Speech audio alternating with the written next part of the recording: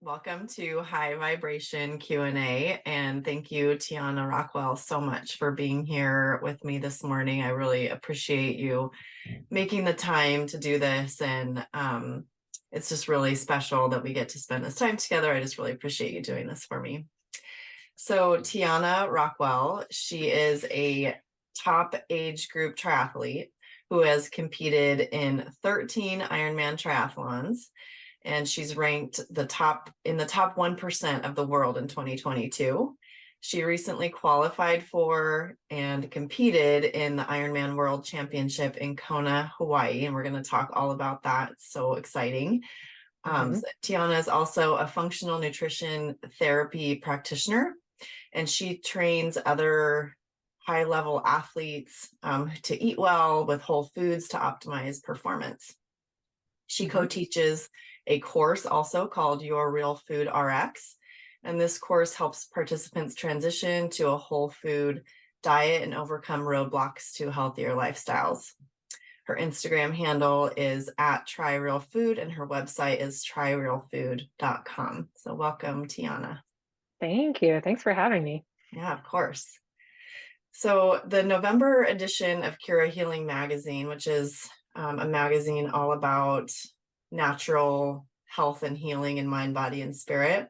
So this month, the theme of the magazine is all about transition as we're sort of heading into winter from autumn, the shifts that are happening not only in nature, but in Ayurvedic medicine. We talk a lot about shifting our diet, shifting our activities to sort of fall in line with this transition. And as I've been putting this month together for the upcoming November edition, you kept coming to my mind.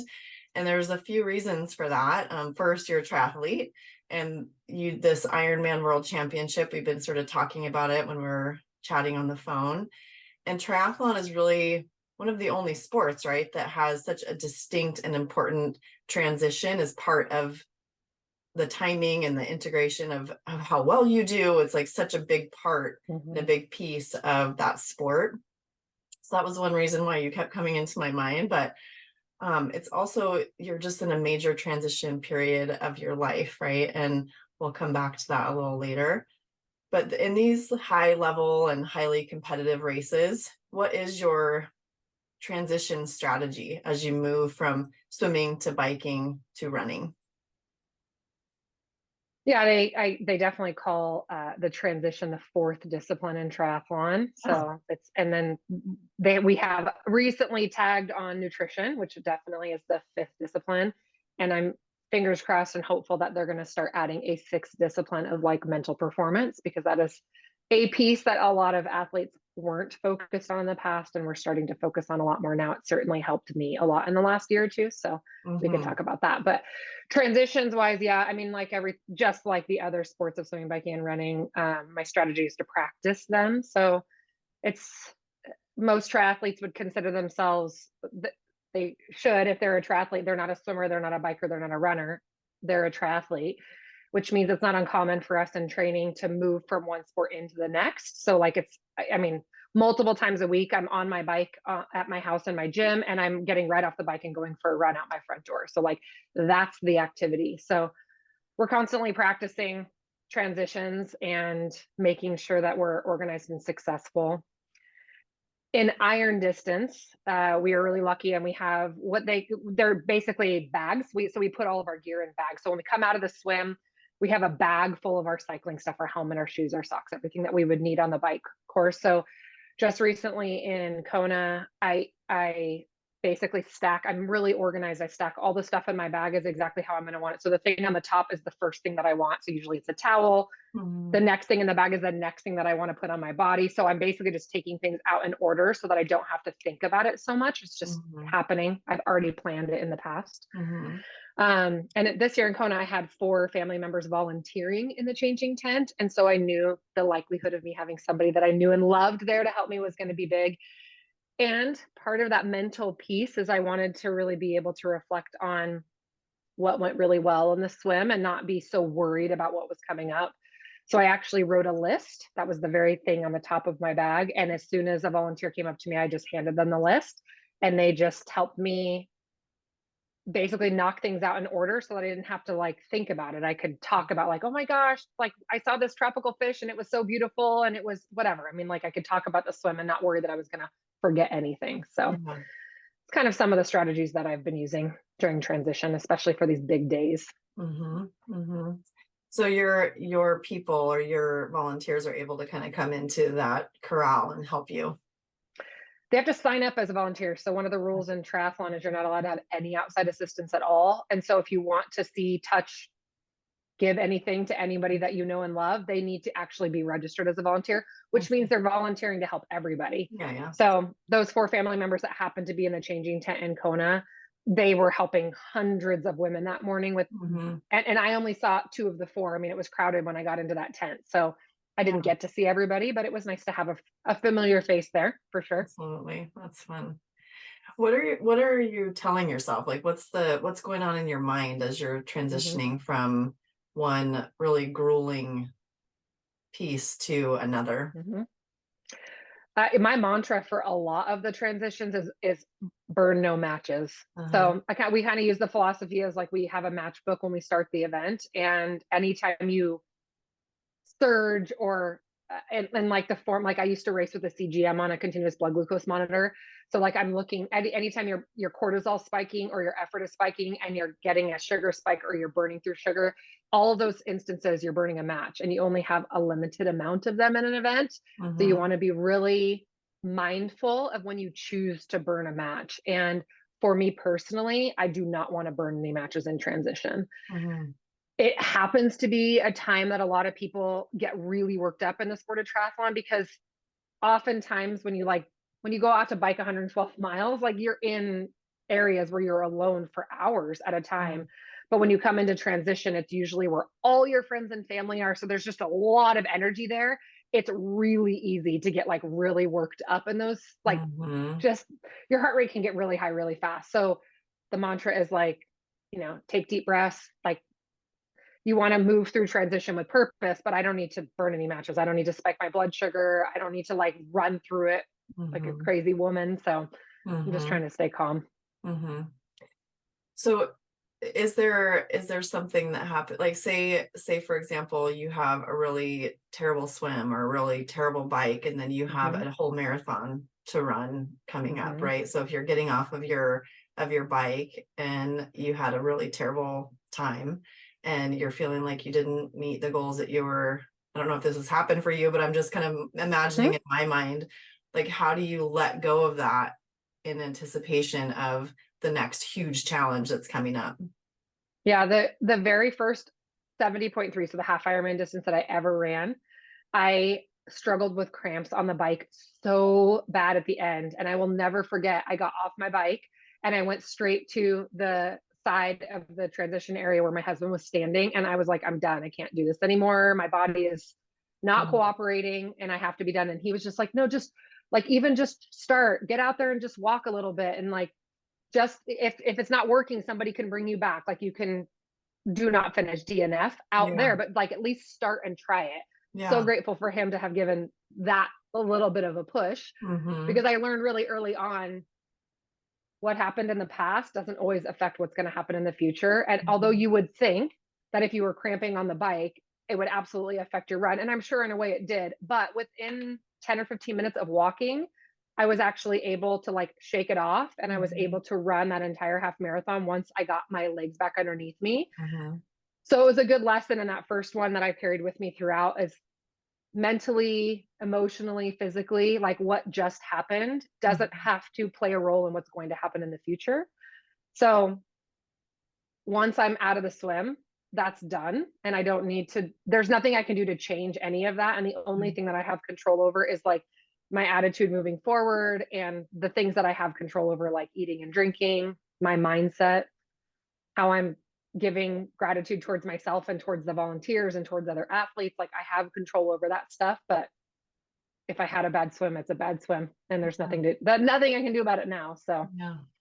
It's almost like a microcosm for life, right? It's like if you mm-hmm, go through something really terrible, you have a bad day, or something upsets you, somebody cut you off in a freeway, mm-hmm, it's like that transition period of like, are you going to carry that for the rest of your day or Yeah. your week or your life sometimes?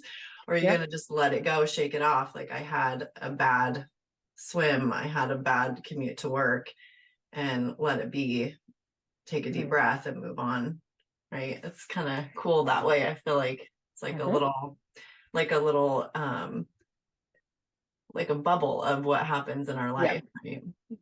Well, and that's one of the things that I feel so blessed to have been able to do the sport of triathlon is it does really translate into real life as well. So, um, yeah, I think, and we'll talk about how we met and that Yeah. retreat that we were at. But at that retreat, it became very obvious to me that like before I was taking, like, I got cut off and I'm really angry about that. And now I'm taking that home to my husband and I'm still pissed off and I'm mad and I'm taking that to my workout or whatever. Like Mhm. everybody's going to know that that thing just happened. Mhm. And, yeah, it's not a useful way to carry, for me, it's not a useful way to carry my energy. And so once I learned to, like, it's okay to be upset that your swim was not what you wanted. That happened to me in Kona. I mean, my bike ride was not at all what I wanted it to be. And I did Mhm. not perform to the level that I know I'm capable of performing.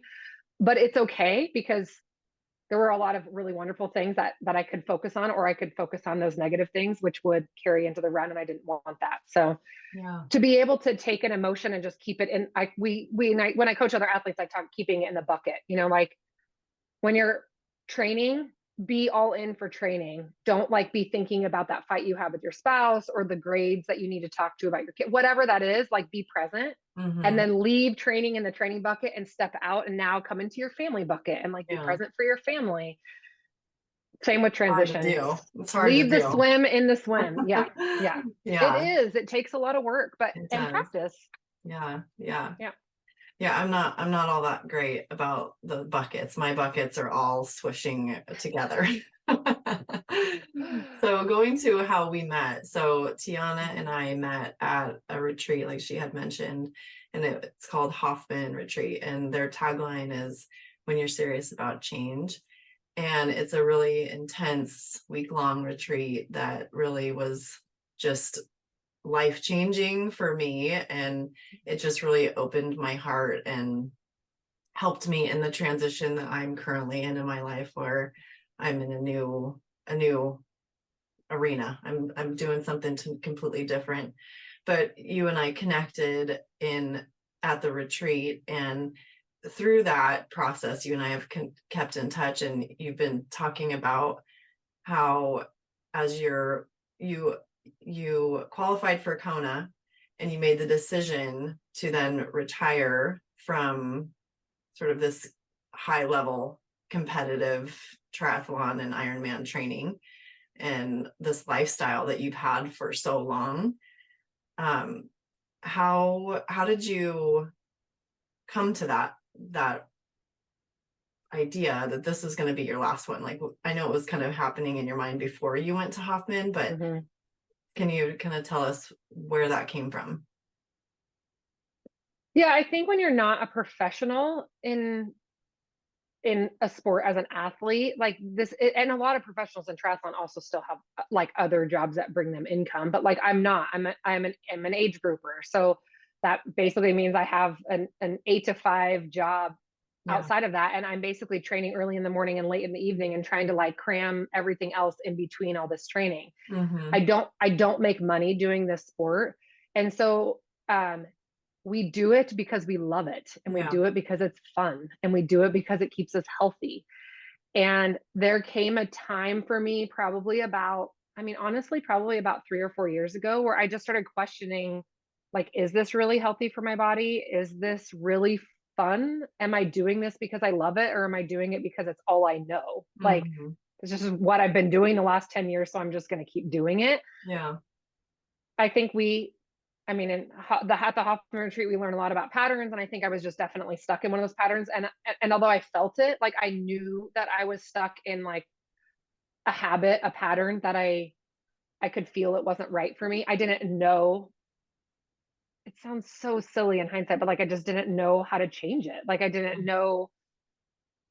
I What else am was I gonna do? scared. Yeah. Yeah, like scared of what, like if I don't do this, then what? I mean, I live in a very small town, and Yeah. my entire identity in my community as a triathlete. Everybody in town knows me as a triathlete. And so it's it's weird. People are Yeah. like, "Oh my God, if you're not doing triathlon, what, like, who are you? What are you going to Mhm. do?" So it's Totally. scary. It's scary to make that transition. But Hoffman did help me see that change is a good thing. And when you're stuck in old patterns, like they may not be serving you as much anymore. And I knew for sure that this wasn't necessarily serving me the way it used to. It's Yeah. changed. So it's time for something different. Hmm.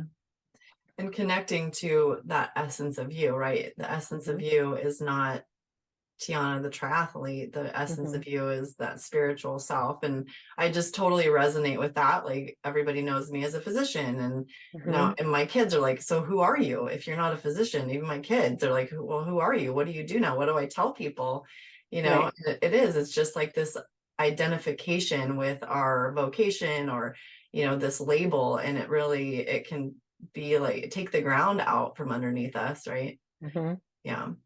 So this kind of going into Kona with this in your mind that you were going to then retire, and then you had recently, this is your first race post Hoffman, Hmm. and the sort of mindset around coming into this race, we're at Hoffman, we really are trying to integrate that sort of mind, body, spirit, that they call it the quadrinity, all those parts of ourself. Hmm. So how did that play out for you at Kona? Did you feel different? Was it like, how did you feel with that? Yeah, for sure. I mean, Kona was definitely a completely different race than any other race I've ever done before, thanks in part to a lot of the tools that we got from Hoffman. I mean, Mm. and I think there's a lot of programs out there that teach similar tools. You and I just happened to go to Hoffman, and it Yes. happened to be very life changing for both of us, which is great. So Yeah. there are tools that we learned there that I was able to really carry into racing in Kona, which was important. Um, but I think in terms of like everything being connected, like my mind, my body, my spirit, my emotional self, my physical body, like all those things really worked together well in Kona. Um, and I think part of that is, so my qualifying race that I did in November of 2022, which was at Ironman Arizona. Hmm. Um, just the series of how this whole thing went. So like when you get really close to qualifying, it's almost like an addiction of like you're so close you can't imagine not doing another one because like it's more likely that you're going to be able to qualify. Hmm. I raced at Ironman California just 4 weeks before Ironman Arizona in October of 2022, and I missed the Kona slot by one. It was like less than a minute and one slot. Oh my gosh. So it was one of the closest times I've ever been to actually qualifying for the race. And so it obviously made me really hungry to like really qualify. And the way that the qualification system was set up in Arizona, I knew that if I just put together a good race, I would qualify. Like the way that it was set up, it was just I just needed to have a solid race. Yeah. I put way, way, way too much pressure on myself at that race, and everything went awry. Like my mind and my emotional self and my body, like nothing was working together. There was like internal fighting all day long of like, you're Yeah. pushing too hard, you're going to bonk. No, you're not pushing hard enough. No, you need to eat this. No, you need to drink that. Like this Yeah. constant, like I just, there was way too much internal pressure of like, this, Yeah. I felt almost like this was my one shot. And if I screwed it up, that was going to be a huge letdown. So Yeah.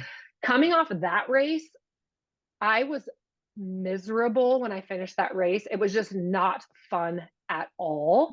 Mm. Everything hurt. My body hurt, but like my mind hurt. Like emotionally, I felt like crap. It just did not feel good. Even though I qualified, which that was nice, Yeah. I knew I never, ever, ever, ever wanted to feel like that again for Mhm. 13 hours of a race. So having that experience helped me, that plus Hoffman helped me in Kona just be like, okay, you don't want to do that again. Yeah. And now you have all these tools on how to like get everything working together.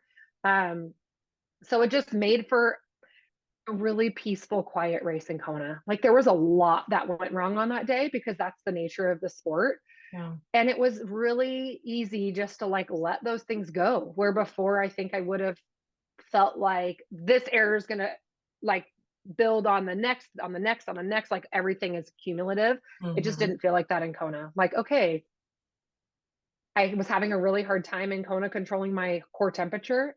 I wasn't acclimated to the humidity, and it was affecting my heart rate. My heart rate was higher than what it should have been in all the training I've done leading up to that. And it was just like, it's okay. Like, you're at this beautiful place doing this amazing thing that lots of people would love to be doing. Like, there's tons of people that try to qualify that can't ever get to Kona, Mm-hmm. including a good friend of mine died in March of last year, and she never made it, and she wanted to. Like, it was a goal of hers to qualify, and she never made that happen. So like, when I'm out there, it just was a lot easier to stay focused on the things that are really important, which isn't my heart rate and it's not my core temperature. Like, that's not what I'm going to remember leaving that event.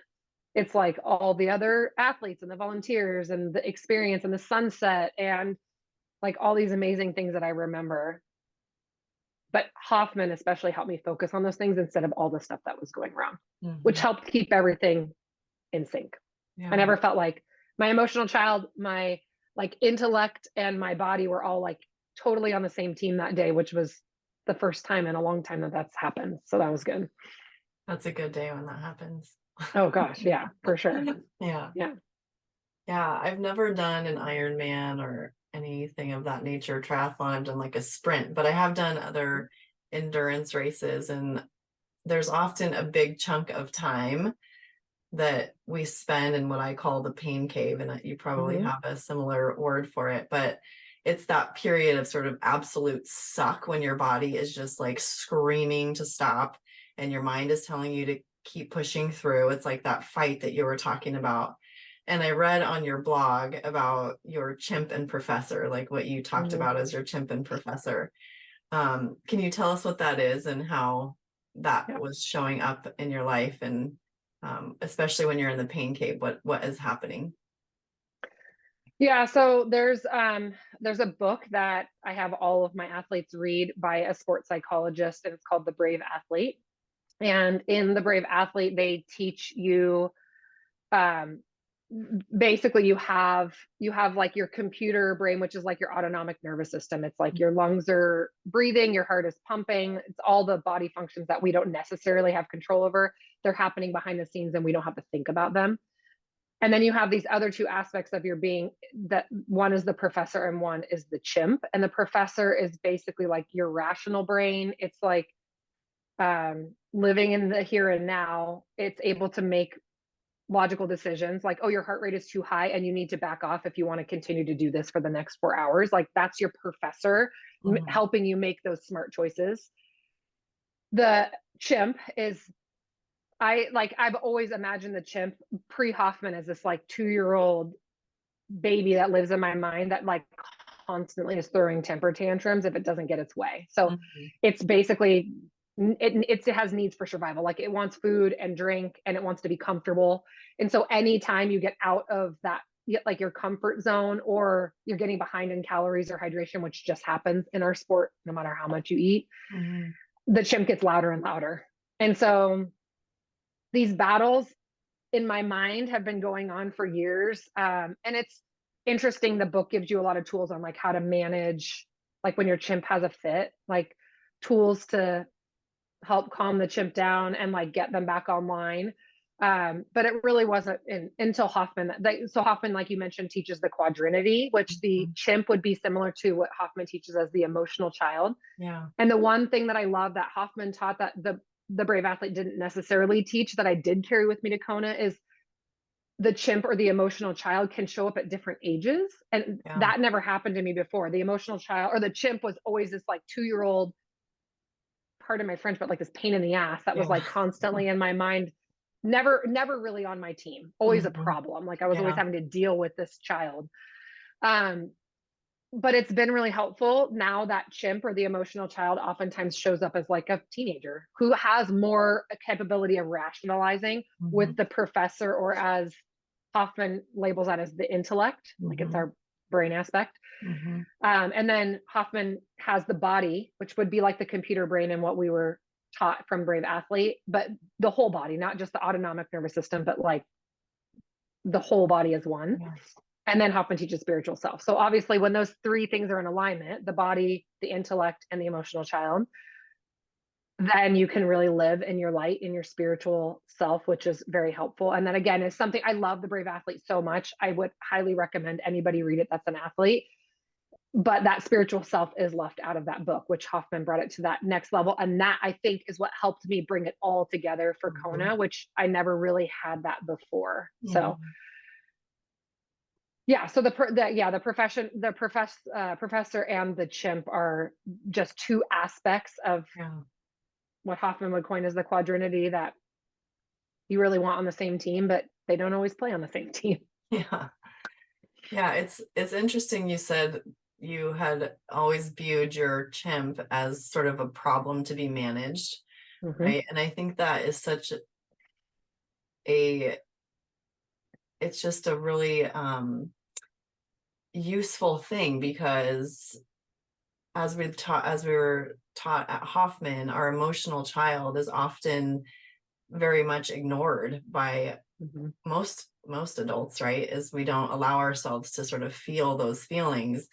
And really it is through the feeling of those feelings that we are able to be more integrated and embodied in our full quadrinity, right? So it's not like shoving that part of ourselves aside and telling it to shut up and, you know, grow up or whatever we tell our emotional selves, but it's actually listening to those important messages that are coming through, because you do need your water and your comfort and all those things, so it's like that integration and that listening to, I think, is just, for me, it's been really a powerful shift in my life. But I can really imagine, like, for you in this triathlon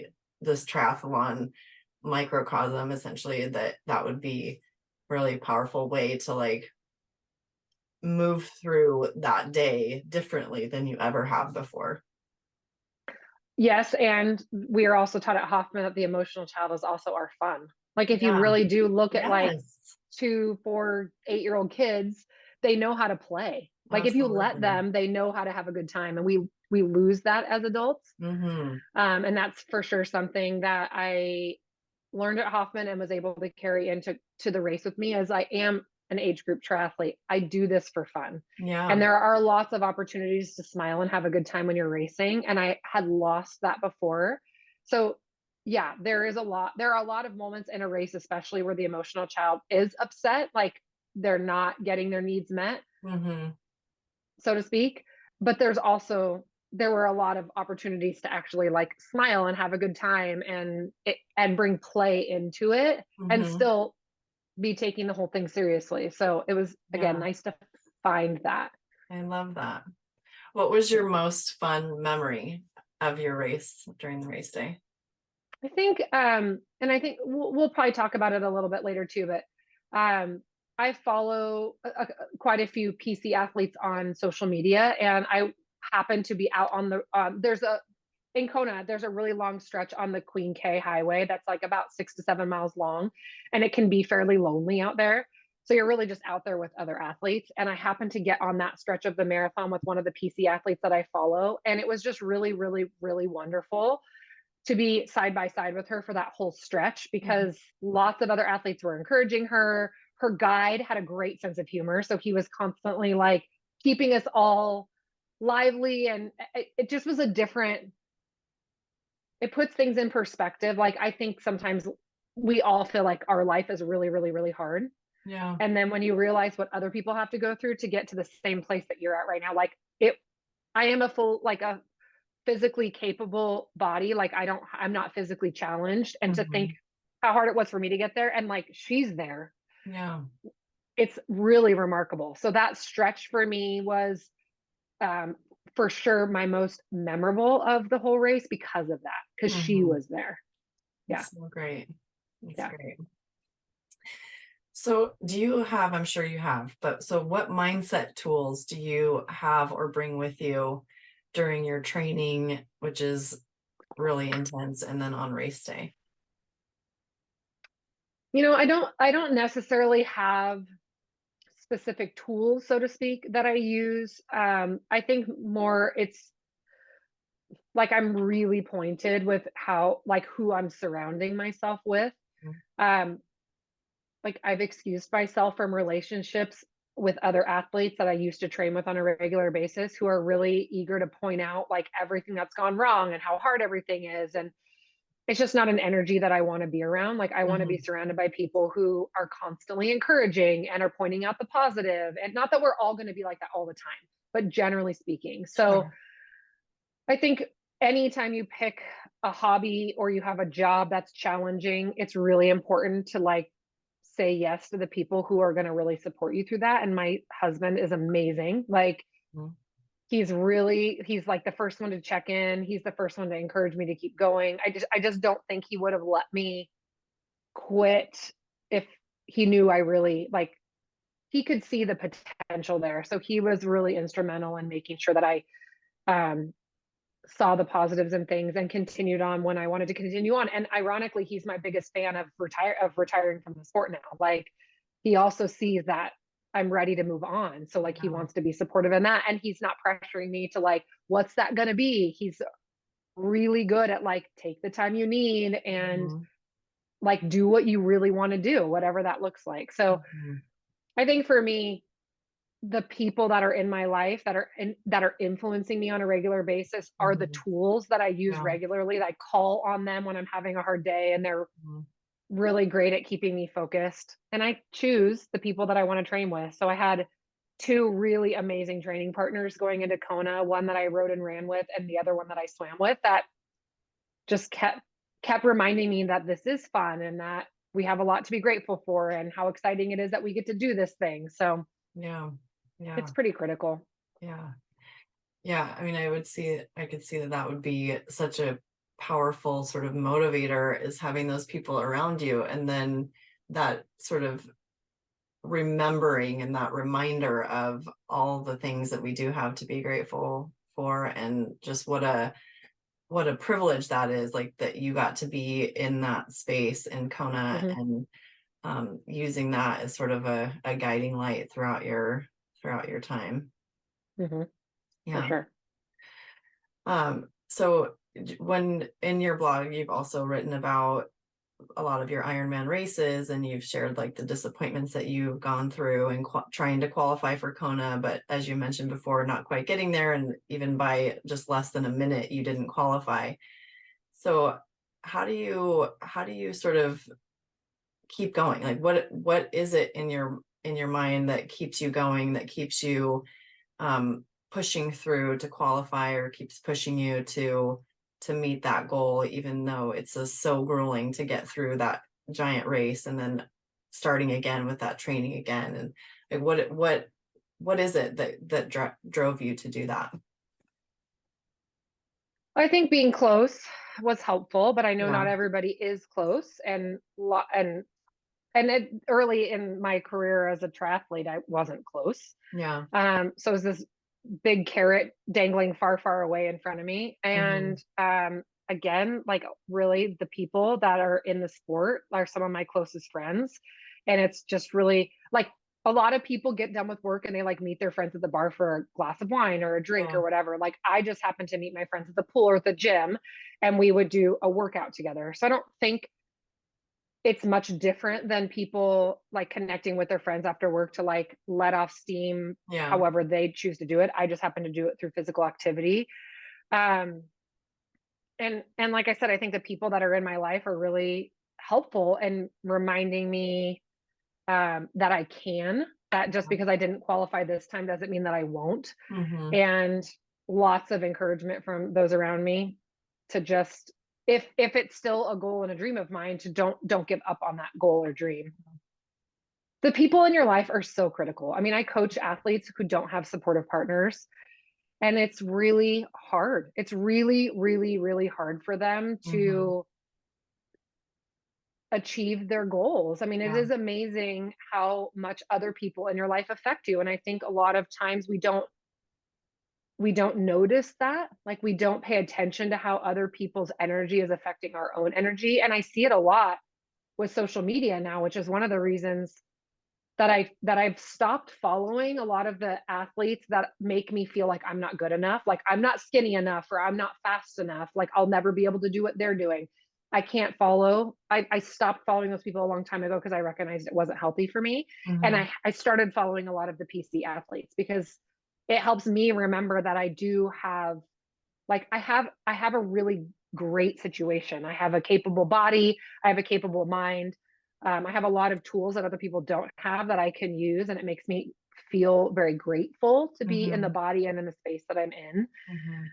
So all that stuff is really important when I'm trying to set myself up for success to achieve this one specific goal. Mm-hmm.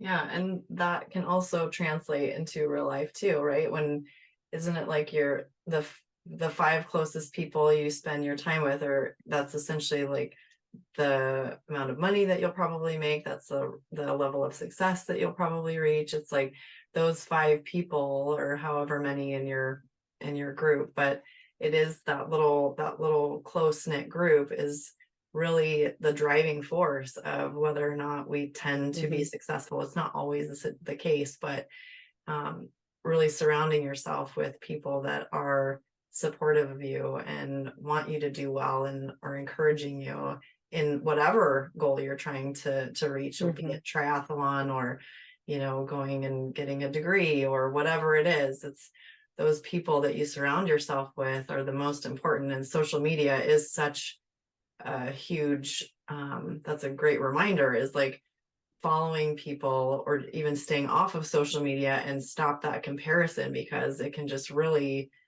feel so devastating and overwhelming to like Mm-hmm. see all the things that people are doing and then compare yourself and like I'm not enough. It's such a a problem with, I think, with social media, especially with kids. I'm going through that with my daughters, like, oh my gosh, like all the comparison is just crazy. And not healthy. Not healthy, not healthy. Yeah. So going back to our theme of transition, we kind of answered this already, but I wanted to just get a sense from you, like what sparked your decision to retire from Ironman? Like, was there a moment, or was it just like a feeling like after you qualified, like I'm done, or was it before that? Like what where was that? What happened? There wasn't a moment for sure. I think it was just lots and lots and lots of moments over a period of time that made me realize that this isn't as fun as it used to be. Um, I I had this like laser focus on getting to Kona that all of a sudden I realized that I actually do have other goals in my life that don't like align with getting to Kona. Mm-hmm. Um, but I like obviously I don't want to give up on that goal. I just realized that there's other things right now. Like for example, this is like a huge goal and a dream of mine to be able to live off my land. Like I would Mm-hmm. love to be able to grow all my own food and very minimally rely on like any outside Love assistance when that. it comes time to that. Mm-hmm. But like that is a full-time job. Like there's Yeah. no question that that is a huge thing.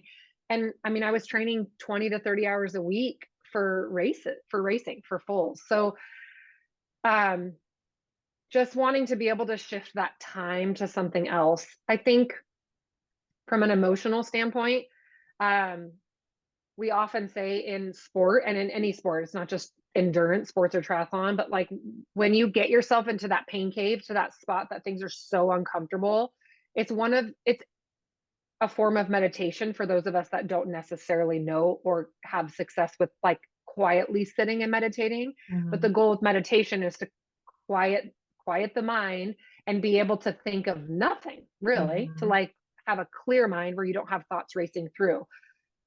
As an athlete, one of the only times that I could ever quiet the mind was when I was in a lot of pain, because all you can focus on is the discomfort. Mm-hmm. So for one of the only times in my life that I just have one thought running through my mind, it's when I'm really uncomfortable Mm-hmm. in a way that is so addictive. Like it is so nice to have a quiet mind when you're the type of person who has lots of thoughts racing through your mind at one time. Yeah. So I think Hoffman was really helpful. And again, there's lots of different tools that people have, but over the course of the last couple of years, but especially Hoffman was just like the cherry on the top for me, Mhm. gave me tools to be able to quiet the mind without having to go into that pain cave. So Mhm. for me, that's helpful for me to be able to release my past of like, I don't have to be a triathlete. I don't have to push my body to these extreme places to be able to quiet my mind. I now have other tools to be able to do that that don't require such extreme, and I don't want to say extreme physical activity, but for some people it's extreme. My body's used to it, so it doesn't feel extreme to me anymore, but it's time consuming. Yeah. Yeah. So That's so interesting. Yeah, I feel that too. Like I feel like when I'm running in nature and that is so that's meditative for me. I have a hard time mhm, just sitting too. I try to force myself to do it because I know how important it is, but it is like that physicalness that really helps me get to that place too. oh So yeah, yeah, yeah. I wanted to read this poem and just get your thoughts on it. And okay. okay, so many speak of opportunities. When one door closes, another one opens, but rarely speak about the hallway, the transition, the in between where you are and where you are headed. The hallway doesn't have to be a scary, dark, endless confusion. It can be a space of massive transformation, great memories, and peace. So I don't know who wrote that. I looked it up and I couldn't find the author, but I just love this idea of a hallway because we're often just so destination focused, right? Mhm, So we're like so worried about what's at the end of the thing that we're like we're missing the lessons, we're missing the messages that are coming through, that sort of divine guidance that can come to us in these times of major transition and change in that hallway. So it's like noticing one that you're in a hallway and then being present for what's happening in that space. And I feel like I'm really very much in a hallway myself from the transition. I was working as a full-time physician and I quit that job and I'm doing what I'm doing now, and I am still just very much in this sort of sacred transition. And you're about a month now, right, out from Kona, and this took up so much of your time and your energy, and you're in a hallway too, right? You're in this mhm. this space of sacred transition. And how do you feel about being where you are? And do you feel like you know where you're headed, you know what's on the other side, or are you feeling like you're just like, where are you in that hallway? Mhm. Where's your headspace and your heart space? Yeah, I think it's in a lot of places, and I think that's okay. Mhm. There are moments where it's really scary because I feel sometimes like you're in the hallway alone, and I'm the type of person who likes I'm a planner, I'm an organizer, I like to have all the answers, like I want to know where I'm headed. And I think for this specific time, I'm trying to take things slow. Like it's interesting. We do a lot of visualization at Hoffman, but I was taught how to visualize really young. I was with the Olympic coaches. I was a gymnast when I was little, and I trained underneath the Olympic coaches. And so we had a sports psychologist come in every Friday night, and we did a lot of visualization. So as a young child, I was Mm. taught to visualize. So and I'm an artist by trade. Mm. So I feel like my visualizations have always been very vivid for me. Like images come into my mind very strongly. And when I imagine myself in this hallway, I imagine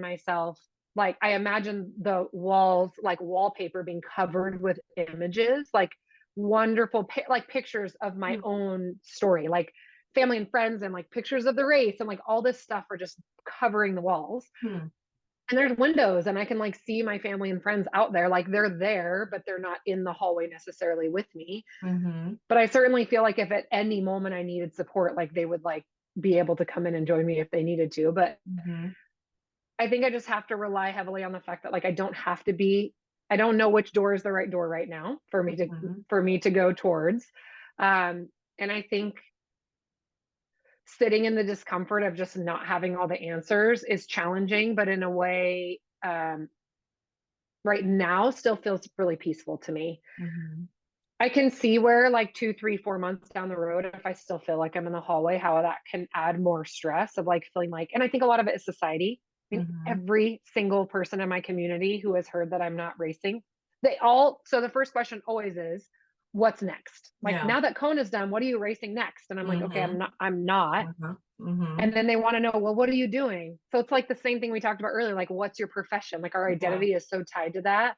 So I just have to like live in my own body and know that like my identity is not tied to being a triathlete. Yeah. I don't I know my like my spiritual self, like I know exactly who I am. Mhm. I'm confident, I'm strong, I'm organized. Like I know those are characteristics of who I innately am. I just Mhm. don't necessarily know exactly how they're going to play out in an actual act on the earth yet. Yeah. Like, but they'll find their place. I just have to trust that the right door will open when the time is right.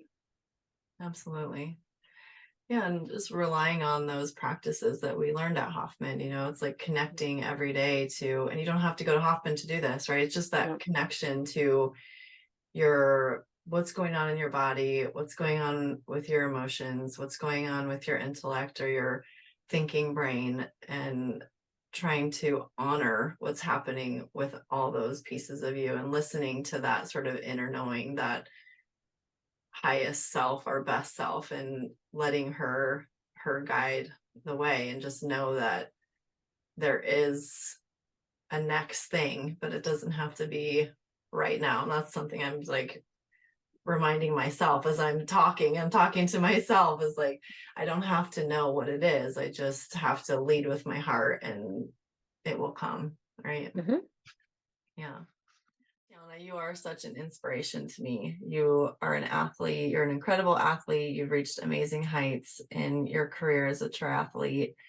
And I know your journey has inspired and will continue to inspire others to reach past their perceived limits and shoot for big goals.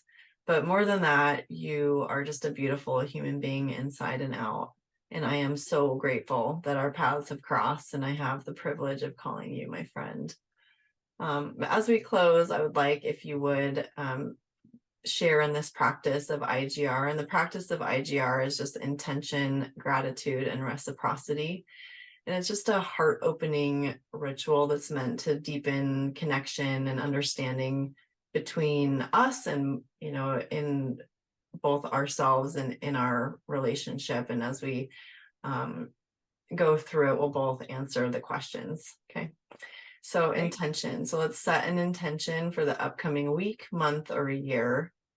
So you can choose what is your intention? Something that you want to say out loud.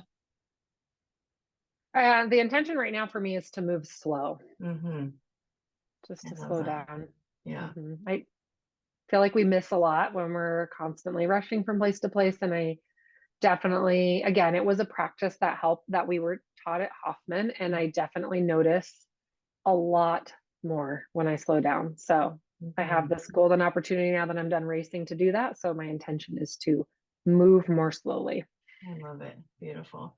What about My you? intention, my intention for this year, really, from my hallway year, I guess I'll call it, is Hmm. just to create community. I feel like in my medical practice, I felt sort of like I was on an island trying to practice the way that I felt was right for me and my patients. And I wasn't finding it in that environment, right? So I had to branch out and create it for myself. And so for me, and my intention over the next year is to create a community where I can share these important ideas and practice the way that I want to practice, and sort of share the things that are really meaningful and I think move the needle the most for patients and people looking for health and healing in mind, body, and spirit. Hmm. It's a great intention. All right. And the next one is gratitude. So we share 3 things that you are grateful for right now. I'm definitely grateful for my family, especially my husband, because again, biggest fans of mine, which I so appreciate. Um, I have a lot of gratitude towards my physical body for allowing me to do what I've been doing for the last 12 years and with lack of major injury. And as a menstruating female, my cycle has always been on a calendar. I'm on a Mhm. clock, which is great. So I appreciate my body for allowing me to push it in the way that I have done. Yeah, I'm grateful for the community that I've had and the community that I will move into.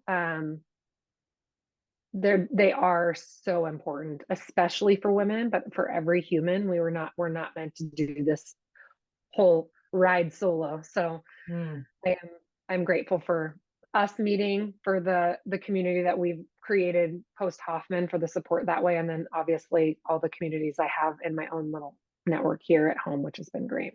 That's wonderful. Yeah. So mine, I mean, I am grateful for all of those things, family, friends, community, absolutely. Today, I'm going to keep it small. So I'm grateful for waking up this morning with my sister, Nikki, and we had a cup of coffee together at 5:30 this morning, and it was just beautiful. I loved that. And I'm grateful for the wonderful weather outside. I'm going to go for a little walk later, run. And I'm really just grateful for this time with you. I feel like this is so special, and I really just appreciate you so much. Yeah, thank you.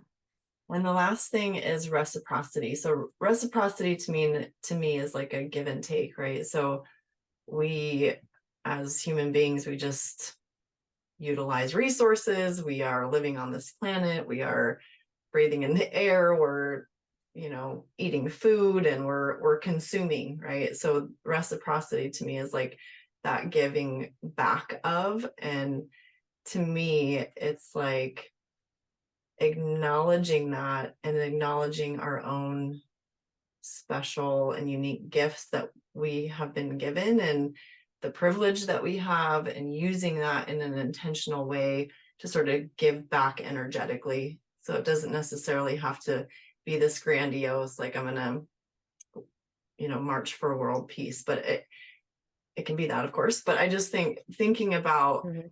what what are your what are your wishes and desires, I guess, as far as like that giving back of, like, on your deathbed, what do you want to be remembered for? Mhm. What are you hoping that you give back? Yeah, I think I definitely we talk. So I am actively involved in a few nonprofits, and one of them we talk about our superpowers. And I definitely think that my superpower is organization. Like Mhm. I love planning and organizing. It is something that brings me a lot of joy. And Mhm. I recognize in the profession that I'm in, whether I have my nutrition hat on or my triathlon coaching hat on, a lot of people don't thrive in that. That's not something that they feel is a superpower for them. Like people don't meal plan, people don't want to plan out their training programs. Mhm. And so it is something that one I've relied on. I've had my own coach that has helped me plan out my programming to help me get to Kona successfully, which has been great. But I also like to give that gift to others, whether it be the nonprofits I'm working with in my community or my athletes that I'm coaching. And my hope would be that if it's not a superpower for them or not something that they want to be doing themselves, that Mhm. it allows those people space to go have fun, to like Mhm. see the beauty and enjoy whatever it is that they're doing, like enjoy their food that they're eating or enjoy the triathlon that they're racing or whatever it is, because they haven't had to stress about like the fine details and the organization of those types of things. So my hope is that my superpower or my special gift of organization can help others live in the joyful part and not have to stress about that. I love that. I need more of your superpowers in my life, because that's not my strong suit either. Well, what is yours? What is your Um, superpower? So I think my superpower is my empathy, and my drive to create community and space for people to come together and to heal. I think I am something that I came to me at Hoffman was because before I went to Hoffman, I was like, fuck it, I'm leaving medicine completely. I'm out of here. I don't want to do it anymore. It's burning me out. But what really happened was I had a realization that I am a healer, and that is where I feel like is my superpower, is I can connect with people on a deep emotional level. And I think just providing space for somebody to feel seen and heard can be very nurturing and healing. And so that's my reciprocity, is I feel like I'm trying to create this space and community for people to feel that, and hopefully that's what I'll be remembered for. Mm-hmm. Yeah. You're well on your way. I Well, see that in you for sure. well, same. Thank you. Okay, so the last thing I want to end with was just more like fun rapid fire questions. Okay. Yeah. Yep. Ready? Ready. Okay. Are you answering these too, or is this just me? I can answer them. Yeah, I'll answer them too. Okay. Okay, what book are you currently reading? Currently reading The Body Keeps the Score. Oh, so good. Mm-hmm. Had you not read it before? Nope. I gotta read that again because it yeah, it was on my list forever. I just never found time to read it, so I'm reading it now, which is great. What are you reading? Oh, good. I am reading a book. It's called The Plant Medicine Protocol, and it's written by an herbalist and acupuncturist, I believe. And I'm not going to remember his name right now, but I'll put it in the notes. But it's all about incorporating plant medicines in throughout your day, so it doesn't have to be like a special occasion or you're feeling sick and you do this thing. It's like the more you can incorporate on your day to day, like all those antioxidant rich plant medicines, and it really just helps to optimize your body, versus like in traditional medicine, it's like prevention. It's like this inevitability that we're going to get sick, right? But the sort of viewpoint in this book is like, no, that it's not an inevitability that we're all going to be decrepit and be on statin drugs. That's not the inevitability. Our bodies are meant to thrive through our whole lifespan. So it's kind of a cool book that way. Love it. What's your favorite book? I think when I think about favorite book, I think about like the books that I've gifted the most. And I definitely, I gift all the time Nourishing Traditions by Sally Fallon. And also The Brave Athlete, which is the book I spoke about earlier. Those two books, I think I have received the most out of that, and I love to gift them the most. I refer back to them all the time. So. I don't know if I have a favorite book per se. Like I have genres of favorite books, like like prescriptions for natural healing. Like there's like my medical books that I love and I reference all the time. There's like books that have been really meaningful to me. Untamed is one of the ones that I have read multiple times. But yeah, I wouldn't say I have a favorite per se. I have a lot. Yeah.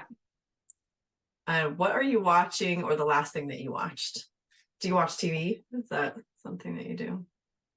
So not regularly, but we were watching a show leading into Kona for recovery. Like I have recovery boots that I get in, so you have to sit for like 30 minutes while you're in these recovery boots. So we finally started watching Ted Lasso. Oh, like, I think so good. Such a good one. But I think we're like the last people on the planet to watch that show. So it's so good. What about you? The season 2 of Ted Lasso's out, and I haven't watched it yet, but the first one. Season 3. Oh, 3? Oh man, I'm really behind. Yeah. I don't really watch anything very consistently. If I'm watching anything, it's like Mamma Mia for the millionth time with my daughters, like I feel like every time I call you, that's on. I swear to God, like they watch the same things. It's like Grease 1, Grease 2, Mamma Mia. We're all about the musicals in our house right now. Right. So. Awesome. What is your favorite podcast right now? Are you listening to anything? So I'm not a huge podcast person, but the podcast that I've been listening to for years and years is The Drive by Dr. Peter Attia. I Mm-hmm. just feel like I don't always agree with everything he talks about, but in a way, I also appreciate the challenge for my Yeah, beliefs. Like I don't think we want to surround ourselves with people that think in the exact same way we think all the time. sure. So his podcast has, it's like, have you I listened to it have. Yeah, I before? like it too. Yeah. Yeah. Uh-huh. It's like a good blend between Western medicine, and he's a cardiologist, and thinking about things a little bit differently. So Mm-hmm. Mm-hmm. that's what I listen to regularly. Yeah.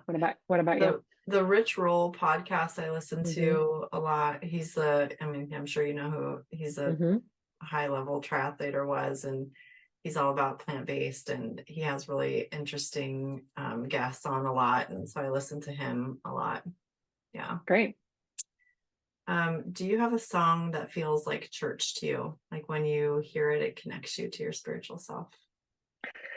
So it's interesting because I don't ever, like, a lot of athletes especially have like a song that like pumps them up before they do their sport. And I've never had that one song. Yeah. Um, but I think if I had to pick one, the one that I was playing over and over again, I never got sick of it ever, was I'm Not Worried About It by One Republic. It was the theme song for Top Gun.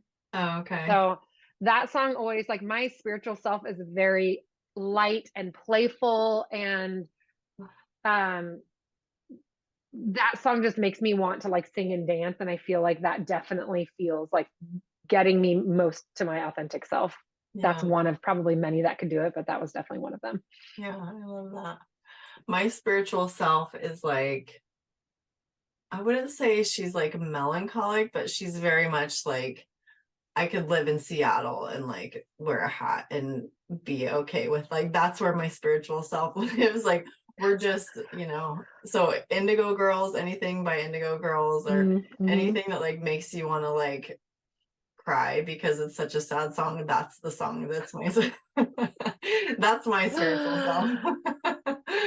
That's probably why I just love you so much, because like you're just like this beacon of like light and fun, and my Oh, spiritual self needs that. Like it's like the yin and the yang. yeah, that's so sweet. Yeah, Yeah. I had on in Kona, the bike leg for me is always the most challenging leg for me, and it's where I can like go to my dark place the Hmm. fastest. Hmm. And so so we race in time trial position. So we're basically hunched down, and we have like the only thing that we really see is our computer right in front of our face. I can see like the sides of my hands Hmm. and my arms, and that's basically it. I have an arrow bottle that's right in between my arms. So I had my girlfriend that died in March. She's was Armenian, and so the peacock feather was a really important thing for her. And so I got a temporary tattoo peacock feather that I put right on my hand. So I had that for the race. And then I wrote on my water bottle in Sharpie, so I would always remember the word shine light, Hmm. because it was a good reminder for me that, like, one of the things that I've really learned post Hoffman is we all shine a light, and our light affects other people's light. Hmm. So if I allow myself to go into that dark place and like get negative, it doesn't just affect me. Sure. That like melancholy light, or that, I don't want to use melancholy, but that like Yeah. negative light is affecting all those athletes around me and the Sure. volunteers that I'm coming into contact with. And so I really wanted to be mindful of the type of light that I was shining on race day for myself, but also for those athletes around me. Hmm. So it's interesting how, like, yeah, how we can connect based on how those lights are complementing each other, you know? Yeah. Yeah. Yeah. And I think it is just it's like a felt sense that you can get from somebody, Mm-hmm. and like having that intention throughout your race, that probably it really did shine through on the people that you connected with, and that's really neat. Love that. Yeah. Well, thank you so much, T. I appreciate you so much being here, and you're just a Yeah. beautiful human. I love you so much. Thank you. Thank you for having me. It was so good to be here. And yeah, I love you too. Looking forward to more memories in the future. You too.